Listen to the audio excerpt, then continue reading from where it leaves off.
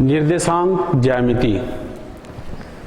आज हम अध्ययन करेंगे निर्देशांक ज्यामिति के बारे में। इसके अंतर्गत हम निर्देशांक ज्यामिति की परिभाषा और समकोणी कार्तीय निर्देशांक के बारे में अध्ययन करेंगे। सबसे पहले हमें देखते हैं कि ये निर्देशांक ज्यामिति का अर्थ क्या है, इसका मीनिंग क्या है। निर्देशांक ये किससे बना हुआ है? निर्देशित करने वाले अंक से बना हुआ है। ऐसे अंक जो किसी चीज को क्या करते हैं? निर्देशित करते हैं, किसी स्थिति को निर्देशित करते हैं, वो कहलाते हैं निर्देशांक। ज्यामिति का तात्पर्य किससे है? ज्यामिति का तात्पर्य रेखा गणित से है। आप लोग कक्षा 6वीं प्राइमरी मिडिल से पढ़ते आ रहे हैं ज्यामिति के बारे में। ज्यामिति का तात्पर्य किससे है? रेखा गणित से है। तो ऐसे अंक जो किसी चीज को क्या करते हैं? निर्देशित करते हैं, किसी स्थिति को बताते हैं, वो कहलाते हैं निर्देशांक। अब हम आते हैं इसके डेफिनेशन पे आते हैं। तो ये तो हो गया इसका शाब्दिक अर्थ क्या होता है, निर्देशांक का अर्थ क्या होता है, इसके बारे में अभी मैंने बताया। अब हम आते हैं उसकी परिभाषा पे आते हैं। ज्यामिति की वह शाखा जिसमें समतल पर स्थित जैसे ये कोई समतल है, ये समतल पर स्थित किसी बिंदु, कोई बिंदु है, मान लेते हैं कोई बिंदु P है। समतल पर स्थित किसी बिंदुओं की स्थिति को बताने के लिए, किसी समतल पर स्थित बिंदु की स्थिति को बताने की, उसकी स्थिति को हम वास्तविक संख्याओं के द्वारा उसको निरूपित करते हैं। किसके द्वारा निरूपित करते हैं? वास्तविक संख्याओं के द्वारा निरूपित करते हैं। तथा रेखाओं तथा वक्रों को बीजीय समीकरण के द्वारा व्यक्त किया जाता है। रेखाओं तथा वक्रों को बीजीय समीकरण के द्वारा व्यक्त किया जाता है, उसे हम निर्देशांक ज्यामिति कहते हैं। समतल पर कोई बिंदु स्थित है, उसको निरूपित करने के लिए उसकी स्थिति को बताने के लिए हम वास्तविक संख्याओं को लेते हैं। किसको लेते हैं? वास्तविक संख्याओं को लेते हैं। वास्तविक संख्याओं के द्वारा हम उसकी स्थिति को बताते हैं। वास्तविक संख्याओं को युग्मों द्वारा, युग्मक मतलब होता है जोड़ा, दो वास्तविक संख्याओं के द्वारा हम इसकी स्थिति को क्या करते हैं? बताते हैं। इसकी स्थिति को हम निरूपित करते हैं। या फिर जो रेखा है, वक्र है, उसको हम बीजीय समीकरण के रूप में व्यक्त करते हैं। ये कहलाता है हमारा, यही निर्देशांक ज्यामिति कहलाता है। अब इसके बाद हम आते हैं समकोणिक कार्तीय निर्देशांक। समकोणिक कार्तीय निर्देशांक क्या होता है?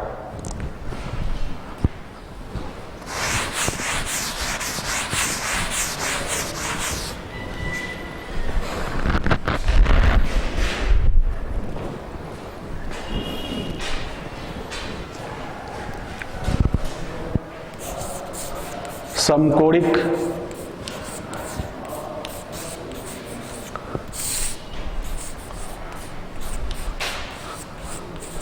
कार्तीय निर्देशांक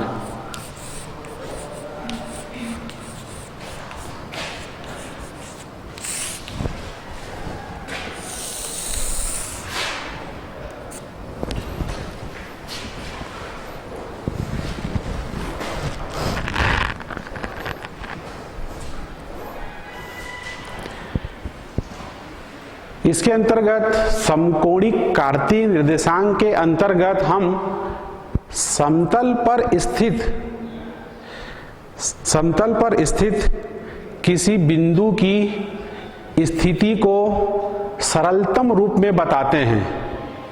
समतल पर स्थित किसी बिंदु की स्थिति को हम सरलतम रूप में बताते हैं, यह कहलाता है हमारा समकोणिक कार्तीय निर्देशांक। इसके द्वारा क्या किया जाता है? इसके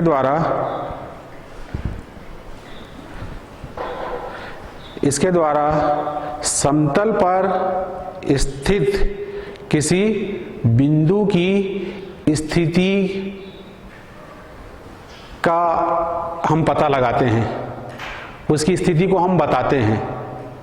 इसके अंतर्गत समकोणिक कार्तीय निर्देशांक के अंतर्गत समतल पर स्थित किसी बिंदु की स्थिति को हम सरलतम रूप में बताते हैं, यह कहलाता है हमारा समकोणिक कार्तीय निर्देशांक।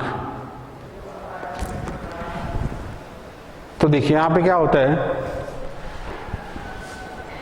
सबसे पहले हम किसी समतल में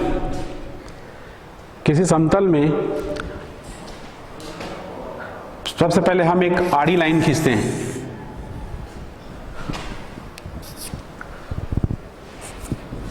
और इसी समतल में हम एक खड़ी लाइन खींचते हैं, एक आड़ी लाइन और दूसरा एक खड़ी लाइन। ये जो आड़ी लाइन को हम दर्शाते हैं एक्स ओ एक्स डैश से, और ये जो खड़ी लाइन है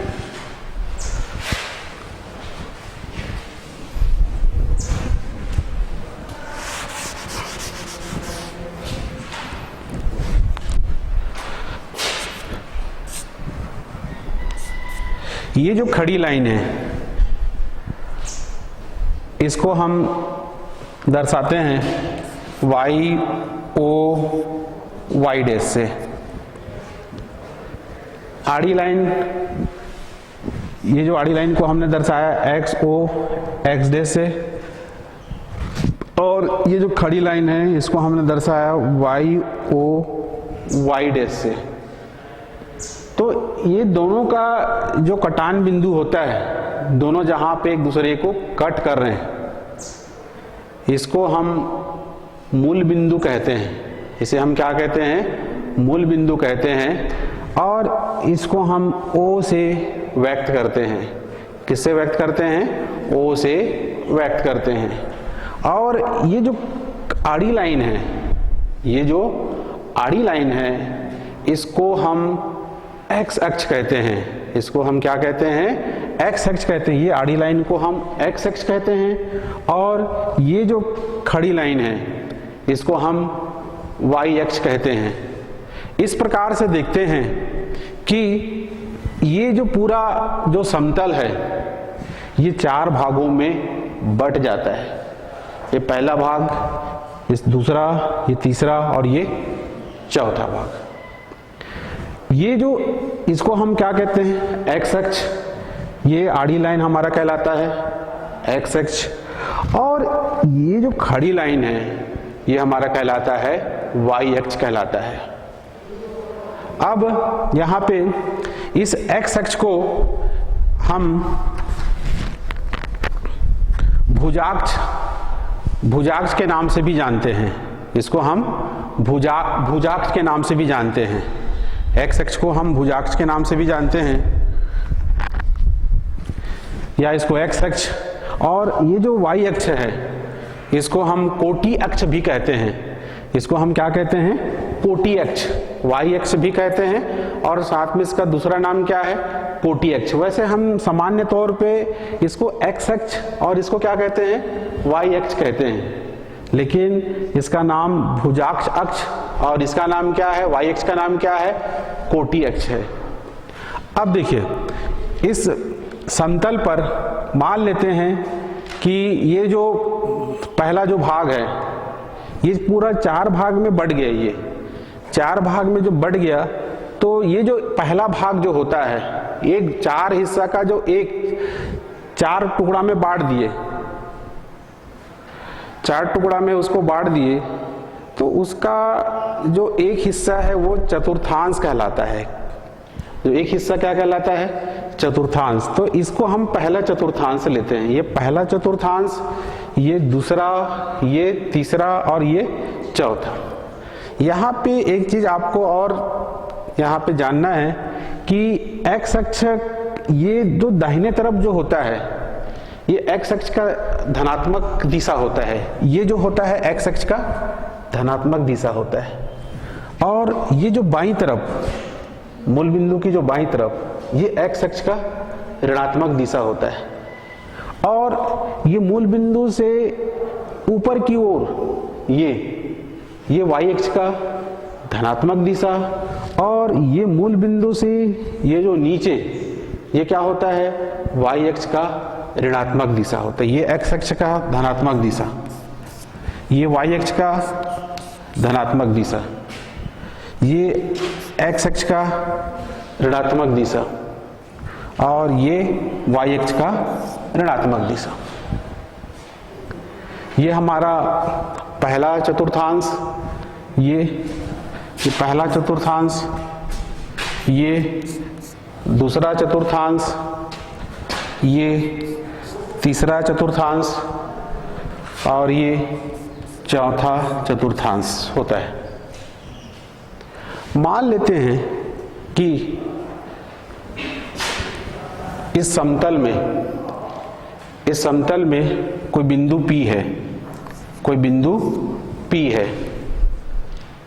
अब हम इसकी स्थिति को देखते हैं, इसकी स्थिति को हम देखते हैं। तो यहां से हम एक लंब डालते हैं, एक हमने लंब डाला यहां से P से PM। किस पे लंब डाला? एक्स अक्ष पर। एक्स अक्ष पे हमने लंब डाला PM, और ये बिंदु P से हमने वाई अक्ष पे एक लंब डाला PN। वाई अक्ष पे हमने एक लंब डाला PN। अब हम ये मान लेते हैं कि ये बिंदु P है, ये बिंदु P है, इसकी एक्स अक्ष से दूरी, इसकी एक्स अक्ष से दूरी, ये बिंदु P की एक्स अक्ष से दूरी मान लेते हैं, ये कहलाएगा एक्स अक्ष से दूरी कहलाएगा। और ये जो होगा हमारा, ये जो होगा, ये P से N, ये क्या कहलाएगा? बिंदु की वाई अक्ष से दूरी कहलाएगा, बिंदु की वाई अक्ष से दूरी कहलाएगा। तो ये दूरी, ये वाला जो दूरी है, ये दूरी को हम ले लेते हैं A। OM बराबर हमने लिया A, OM इक्वल टू लिया हमने A। और ये जो दूरी है, ये दूरी को हम लेते हैं B, ये दूरी को हम लेते हैं B। या इसको हम दूसरे शब्दों में ये कह सकते हैं, ये दूरी क्या कहलाएगा? एक्स अक्ष के अनुदिश दूरी। किसके अनुदिश दूरी? एक्स अक्ष के अनुदिश दूरी। ये जो दूरी कहलाएगा एक्स अक्ष के अनुदिश दूरी कहलाएगा। और ये दूरी क्या कहलाएगा? वाई अक्ष के अनुदिश दूरी कहलाएगा।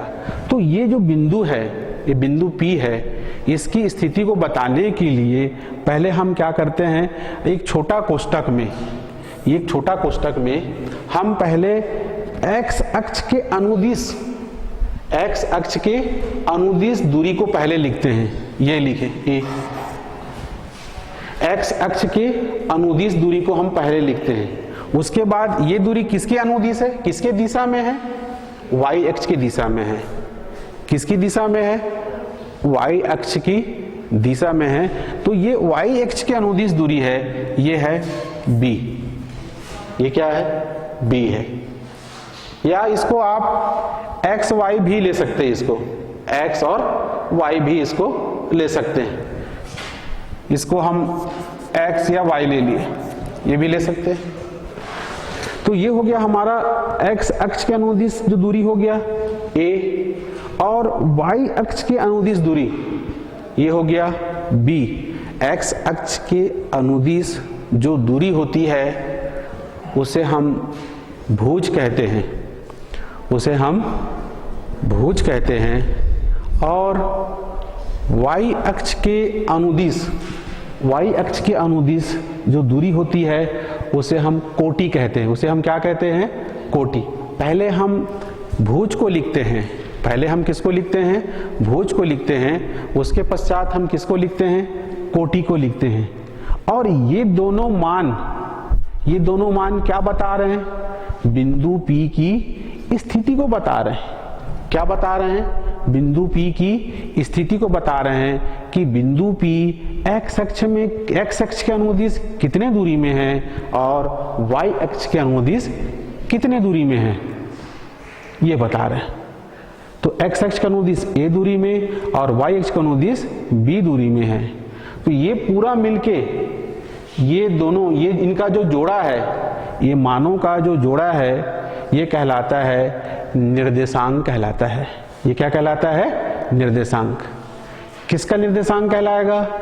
बिंदु P का निर्देशांक कहलाएगा, बिंदु P का निर्देशांक AB। पहले कौन सा दूरी हम लेते हैं? x अक्ष के अनुदिश दूरी लेते हैं, उसके पश्चात हम कौन सा दूरी लेते हैं? y अक्ष के अनुदिश दूरी को लेते हैं। और ये जो मानों का ये जो जोड़ा है, ये हमारा कहलाता है निर्देशांक। ये किसी चीज को निर्देशित कर रहे हैं। क्या निर्देशित कर रहे हैं? बिंदु P की स्थिति को बता रहे हैं।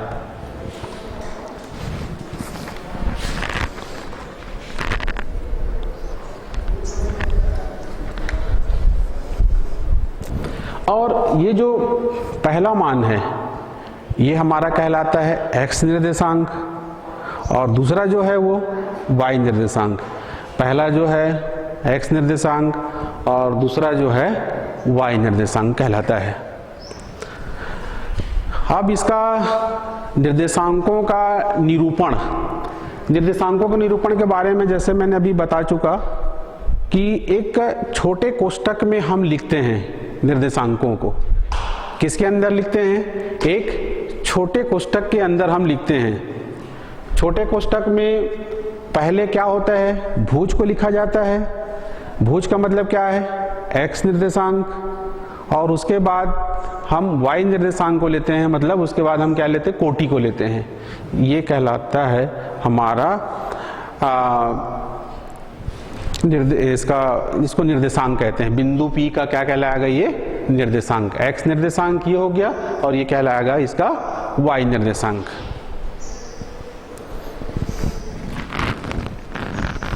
और इसमें एक चीज और ध्यान रखना है कि ये पहला भुज को लिखने के पश्चात हम ये छोटा ये अल्प विराम लगाते हैं। पहले भुज लिखते हैं, उसके बाद अल्प विराम लगाते हैं, उसके बाद हम y निर्देशांक या कोटि को लिखते हैं।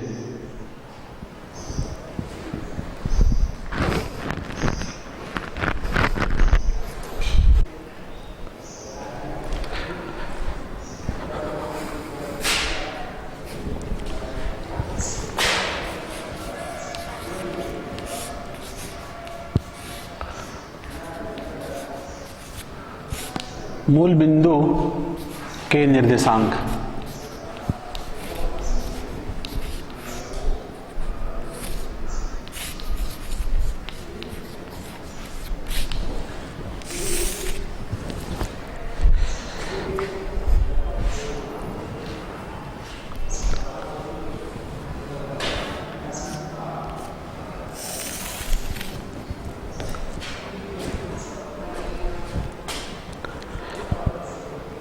मूल बिंदु हमने जैसे बताया था कि ये x अक्ष और ये y अक्ष दोनों का जो कटान बिंदु होता है, दोनों का जो इंटरसेक्टिंग पॉइंट होता है, उसको हम मूल बिंदु या अंग्रेजी में इसको ओरिजिन कहते हैं। अब जो भी डिस्टेंस हम मेजर करते हैं, जो भी डिस्टेंस, जो भी दूरी हम मापते हैं, वो कहाँ से मापते हैं? मूल बिंदु से, ओरिजिन से। चाहे भुज को मापना हो, इधर जो दूरी हम लेंगे वो कहलाएगा भुज, और इधर जो दूरी लेंगे वो कहलाएगा कोटि। इधर x कोऑर्डिनेट, इधर y कोऑर्डिनेट। तो इसका जो निर्देशांक होता है, इसका जो कोऑर्डिनेट होता है, इसका जो निर्देशांक होता है वो 0 0 होता है। मूल बिंदु का निर्देशांक क्या होता है? 0 0। यहाँ पे इसके जो कोऑर्डिनेट होंगे ये 0 0 होगा, यहाँ पे x 0 होगा और y भी क्या होगा? 0 होगा। इसका कोऑर्डिनेट 0 0 होता है। मूल बिंदु का जो निर्देशांक है ये 0 0 होता है। x कोऑर्डिनेट, x निर्देशांक और y निर्देशांक। क्योंकि दूरी हम कहाँ से प्रारंभ करते हैं? यहाँ से। दूरी को हम यहाँ से नापते हैं। तो ये मूल बिंदु का निर्देशांक जो होता है वो होता है 0 0।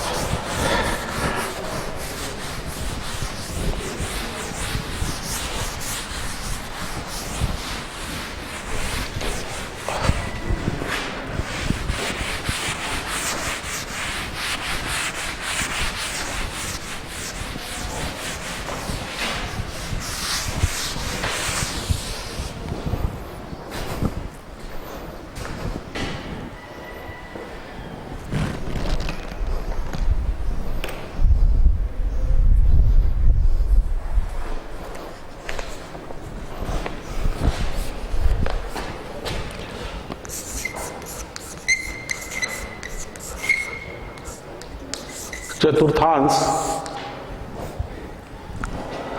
तथा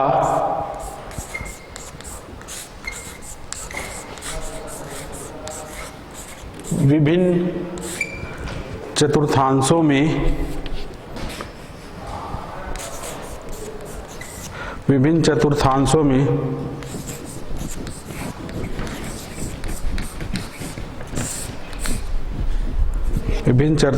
में निर्देशांकों के चिन्हों की परिपाटी।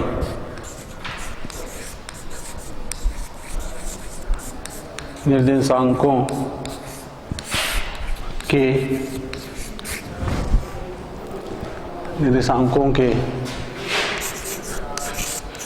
चिन्हों की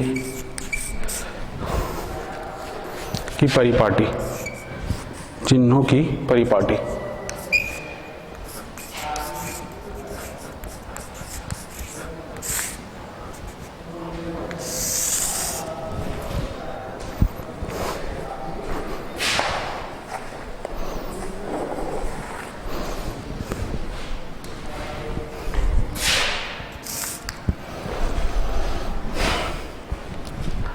चतुर्थांश तथा विभिन्न चतुर्थांशों में निर्देशांकों के चिन्हों की परिपाटी। जब हम किसी समतल में, किसी प्लेन में दो लाइन खींचते हैं, एक लाइन जो होती है हॉरिजॉन्टल लाइन, इसको हम एक्स अक्ष के नाम से जानते हैं, एक्स एक्सिस के नाम से जानते हैं, और एक लाइन हम लेते हैं वर्टिकल लाइन। ये आड़ी रेखा, क्षैतिज रेखा, और ये खड़ी रेखा, इसको हम एक्स अक्ष कहते हैं, और ये होता है हमारा वाई अक्ष होता है। ये वाई अक्ष होता है। और हम जानते हैं कि इधर एक्स अक्ष का धनात्मक दिशा होता है, एक्स अक्ष का धनात्मक दिशा, और इधर एक्स अक्ष का ऋणात्मक दिशा। ये एक्स अक्ष का धनात्मक दिशा, ये एक्स अक्ष का ऋणात्मक दिशा, ये वाई अक्ष का धनात्मक दिशा, ये वाई अक्ष का ऋणात्मक दिशा। जैसे देखिए यहाँ पे ये चतुर्थांश शब्द आया हुआ है, चतुर्थांश, जिसे हम अंग्रेजी में इसे क्वाड्रेंट कहते हैं। ये जो है हमारा, ये जो होता है ये पहला चतुर्थांश है, इसको हम पहला चतुर्थांश कहते हैं। X O Y, X O Y, ये हमारा पहला चतुर्थांश एक्स ओ वाई। और ये जो है हमारा दूसरा चतुर्थांश X dash O Y, X dash O Y, ये हमारा दूसरा चतुर्थांश। और ये जो है हमारा तीसरा चतुर्थांश ओ एक्स डैश, सॉरी इसको हम लिखते हैं X dash O Y dash, X dash O Y dash, ये हमारा तीसरा चतुर्थांश। और ये हमारा चौथा चतुर्थांश एक्स ओ वाई डैश, ये हमारा चौथा चतुर्थांश।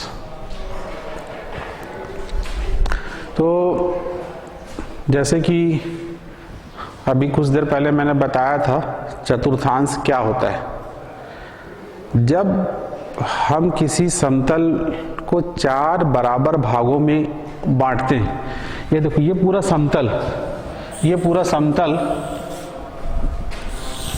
ये पूरा समतल कितने भागों में बट गया?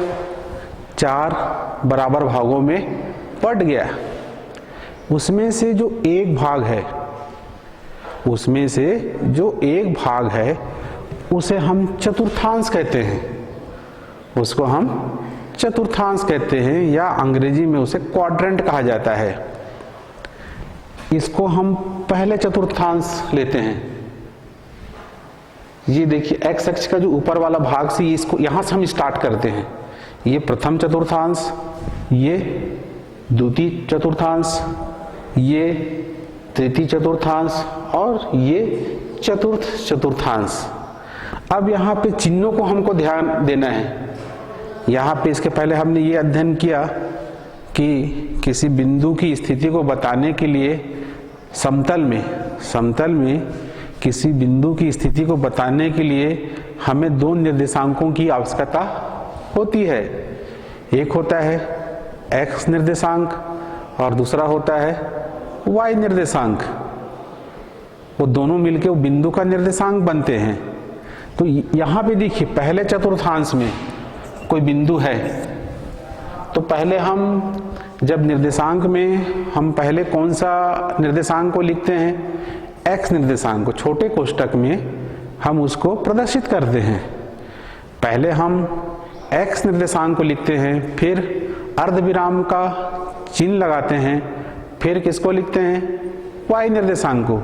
ये बताएंगे यहाँ पे ये वाला x अक्ष आ रहा है पहले चतुर्थांश में, देखिए ये x अक्ष और ये y अक्ष आ रहा है। तो यहाँ पे x अक्ष का मान कौन सी दिशा में है? धन दिशा में है कि ऋण दिशा में है? धन दिशा में है। तो यहाँ पे निर्देशांक में जो चिन्ह होगा, x निर्देशांक का चिन्ह होगा धन होगा। और ये दोनों मिलके पहला चतुर्थांश बन रहा है ना, ये वाला, ये x अक्ष और ये y अक्ष। तो y अक्ष धन दिशा में है कि ऋण दिशा में है? ये भी धन दिशा में है। तो यहाँ पे ये दोनों धनात्मक होते हैं। यहाँ पे ये दोनों क्या होते हैं? धनात्मक। हम चिन्ह के द्वारा ही बता सकते हैं कि वो बिंदु कौन से चतुर्थांश में स्थित है। वो चिन्ह को देखकर ही हम बता सकते हैं। अब यहाँ पे देखते हैं दूसरे चतुर्थांश में। दूसरे चतुर्थांश में ये हम इससे ये वाला अक्ष x अक्ष के ऋण दिशा और y अक्ष के धन दिशा, इससे मिलकर बना हुआ है। x डैश ओ y, इससे मिलकर बना हुआ है। तो यहाँ पे x अक्ष का चिन्ह क्या होगा? x अक्ष के लिए चिन्ह यहाँ पे पहले x अक्ष, पहले हमने आपको बताया कि पहले हम x निर्देशांक को लिखते हैं, उसके बाद अर्धविराम का चिन्ह लगाते हैं, उसके बाद हम क्या लिखते हैं? y निर्देशांक को लिखते हैं। तो ये इसमें क्या आएगा? ऋण, ये ऋणात्मक दिशा है और y का धनात्मक दिशा है, तो ये धन आएगा दूसरे चतुर्थांश में। और तीसरे में देखो ये इससे और इससे मिलके बना हुआ है। ये x अक्ष के ऋणात्मक दिशा से और y अक्ष के ऋणात्मक दिशा, ये दोनों आ रहे हैं। तो यहाँ पे इनका चिन्ह क्या होगा? माइनस माइनस, ऋण ऋण आएगा, पहले x के लिए फिर उसके बाद y के लिए। फिर यहाँ पे देखिए, यहाँ पे क्या होगा, यहाँ पे ये इससे मिलकर बना हुआ है, ये x अक्ष का धन दिशा और ये y अक्ष के ऋण दिशा। तो यहाँ पे इनके चिन्ह क्या आएंगे, x निर्देशांक के लिए क्या चिन्ह आएगा, x निर्देशांक के लिए चिन्ह आएगा धन, और y निर्देशांक के लिए क्या चिन्ह आएगा, ऋण आएगा,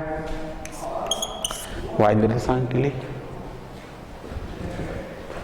तो ये हमारा टॉपिक था चतुर्थांश तथा विभिन्न चतुर्थांशों में निर्देशांकों के चिन्हों की परिपाटी। कहाँ पे कौन सा निर्देशांक धनात्मक होगा, कहाँ पे कौन सा निर्देशांक ऋणात्मक होगा, इसके द्वारा हमें जानकारी हो जाता है। जैसे कि अब मैं एक छोटा सा एक उदाहरण लेता हूं, ऋण 2.5 ये किसी बिंदु का निर्देशांक है, किसी बिंदु का निर्देशांक है। यहाँ पे हम देख रहे हैं कि जो x निर्देशांक है उसका चिन्ह माइनस है, ऋण है, और y निर्देशांक का जो चिन्ह है वो प्लस है। तो इसको देख के, चिन्हों को देख के आप ये बताइए कि ये जो बिंदु है ये कौन सा चतुर्थांश में आएगा, पहला ऋण दूसरा धन, चतुर्थांश कौन सा चतुर्थांश में आएगा, ये जो बिंदु है कौन सा चतुर्थांश में आएगा। पहला चिन्ह क्या है, ऋण है, दूसरा क्या है, प्लस है, धन है। तो ये कौन सा चतुर्थांश के अंतर्गत आएगा, ये जो आएगा ये आएगा हमारा दूसरे चतुर्थांश में आएगा। किस में आएगा, दूसरे चतुर्थ। हम उसके आधार पर बता सकते, प्रश्नावली में इस प्रकार के कुछ प्रश्न हैं कि आपको बताना है कि ये बिंदुएं किस चतुर्थांश के अंतर्गत आएंगी, किस चतुर्थांश में आएगा। अब जैसे कि 2 ऋण 3 ये बिंदु कौन से चतुर्थांश में आएगा, ये बिंदु कौन सा चतुर्थांश में आएगा, चौथे में आएगा, फोर्थ में आएगा। पहला पॉजिटिव, दूसरा निगेटिव। तो चिन्हों को देखकर ही हम बता सकते हैं कि ये बिंदु कौन से चतुर्थांश में आएगा।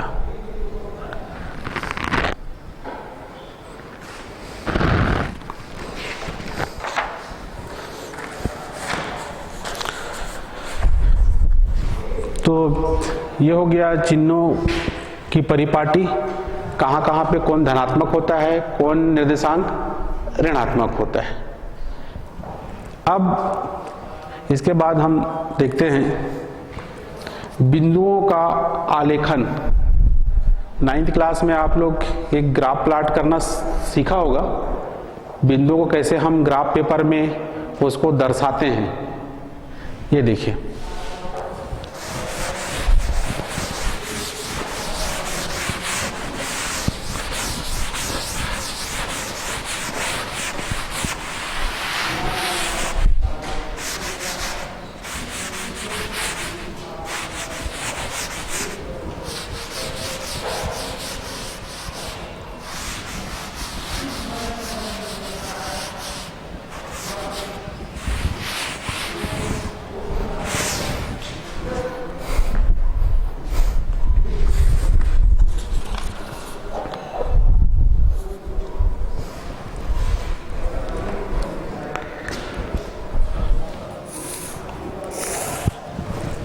बिंदुओं का आलेखन।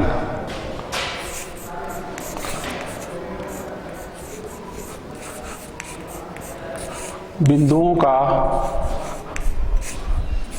आलेखन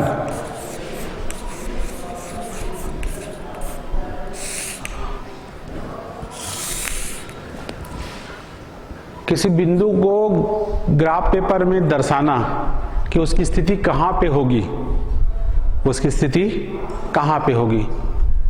ये कहलाता है हमारा बिंदुओं का आलेखन। ग्राफ प्लॉट करना आप 9th क्लास में भी पढ़ चुके हैं। अब यहाँ पे देखते हैं हम, जैसे इधर हम एक पैमाना ले लेते हैं, इधर पैमाना हम ले लेते हैं कि इतनी दूरी को हम 1 कहते हैं। ये हो गया 2, ये हो गया 3 और ये 4। इधर जितनी दूरी को हमने 1 लिया है उतनी दूरी को हम इधर भी 1 लेंगे। सभी तरफ चारों दिशाओं में हम उतनी दूरी को हम क्या लेंगे, 1 लेंगे।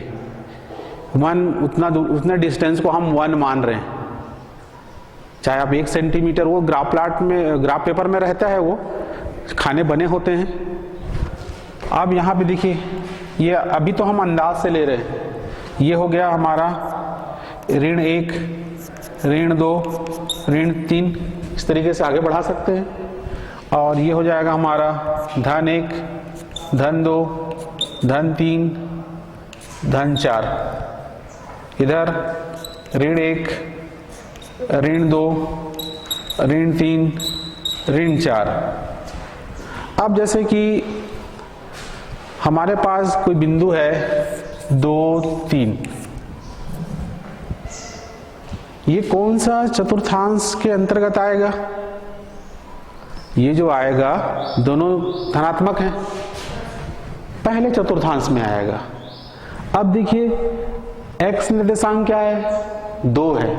x निर्देशांक 2 है और y निर्देशांक 3 है।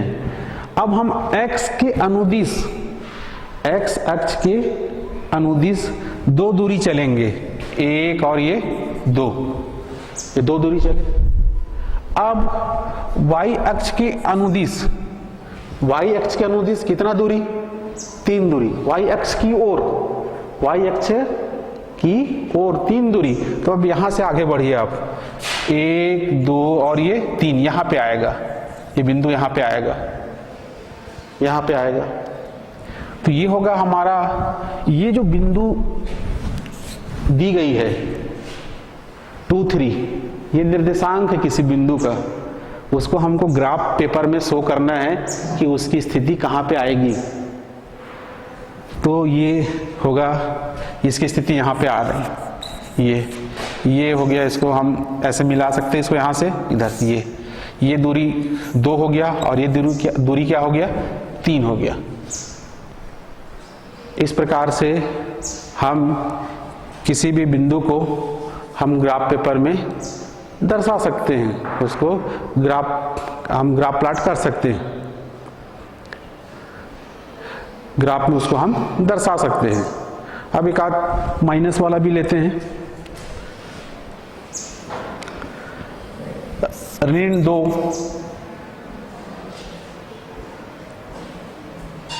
धन 3, ये हमारा बिंदु कौन से चतुर्थांश के अंतर्गत आएगा? ये जो आएगा हमारा दूसरे चतुर्थांश में आएगा, निगेटिव पॉजिटिव। अब x अक्ष में कितना दूरी चलना है हमको, ऋण 2 दूरी, ऋण 1 और ये ऋण 2। y अक्ष के अनुदिश, y अक्ष के अनुदिश कितना दूरी है, 3 दूरी, धनात्मक है, ऊपर की ओर जाएंगे। यहां से देख लीजिए, इसके डायरेक्ट सीध में 1, 2 और ये 3, ये यहां पे आएगा।